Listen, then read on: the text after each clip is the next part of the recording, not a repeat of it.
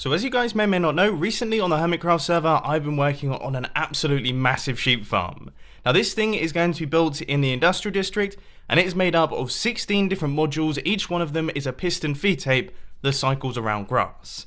Now the idea is simple. The sheep eat the grass, which turns it into dirt.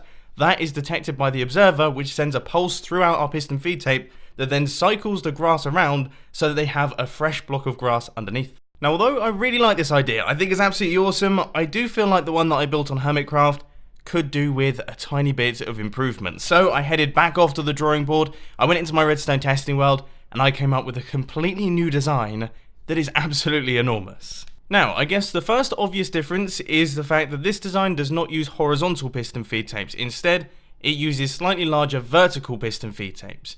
But the main mechanics are exactly the same. When the sheep eat the grass, then it just switches around the piston feed tape, and the sheep get a new set of grass so that they can eat it, and it continues cycling around like that. But one of the main issues with using a vertical piston feed tape is, of course, if you place a block on top of grass, then it turns back into dirt. And when you have a piston feed tape that is vertical, that means that you have grass blocks on top of grass blocks.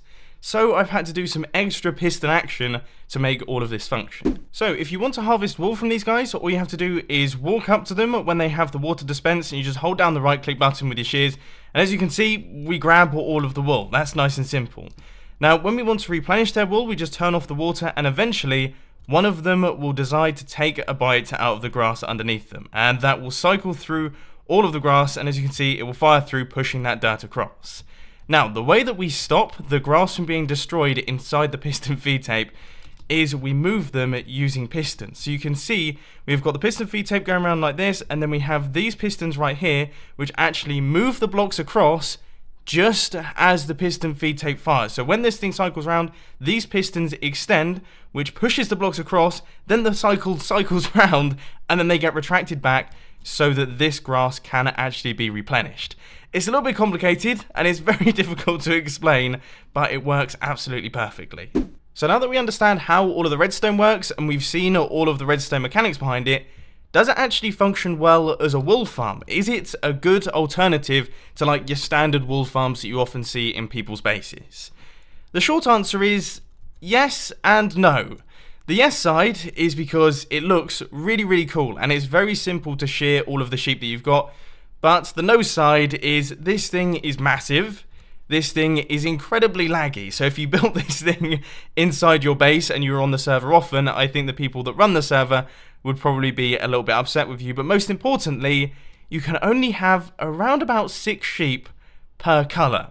If you have any more sheep than that, then unfortunately the cycle happens a little bit too quickly, and you end up with dirt coming back through the system, which really does cause issues with efficiency, because then of course you have to wait for the dirt to turn back into grass so that you get an update, so that it moves all of the piston feed tape along once again, so you can continue the cycle. Basically, it's a massive, awesome looking, slightly terrible wool farm. Having said all of that, this was a really fun project to work on, and I'm really quite happy with the end product. And of course, there is a world download down in the description for anyone who does want to check this thing out in a little bit more detail. Just chuck it into your Minecraft world saves folder and take a look around. See all of the redstone mechanics and see what sort of frame rate you get while this thing is up and running. But unfortunately, ladies and gentlemen, that is all I've got time for today. I hope you enjoyed this video. If you did, please sure to hit that like button, and if you really loved it, then make sure to subscribe. But thanks for watching, guys. This has been Mumbo, and I'm out. I'll see you later.